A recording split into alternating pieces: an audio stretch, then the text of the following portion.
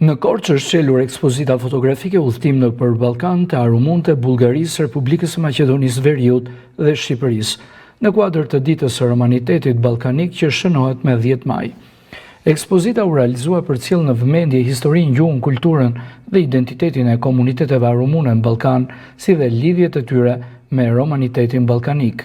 Ekspozita vjen edhe si një mënyrë për të ruajtur kujtesën kulturore e forcuar lidhjen mes komuniteteve arumune në Shqipëri, Bullgari dhe Maqedoninë e Veriut.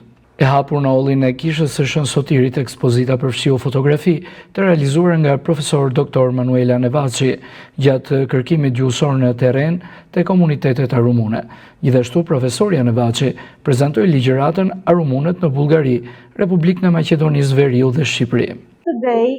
10 maj është shpallur nga Parlamenti Rumun si Dita e Arumunëve të Ballkanit, një datë që lidhet edhe me Iraden e vitit 1905 të Sultan Abdulhamiti II, përmes së cilës arumunët u njohën si komunitete me të drejta për shkolla, kisha dhe përfaqësim vendor. Të pranishëm në aktivitet ishin edhe ambasadori Rumanisë në Shqipëri Sherban, kryebashkiaku i Korçës Anastas, kryetari i Këshillit Qarkut Korçë Tollkuçi, kryebashkiaku Filo e konsulli Nderit Toçi.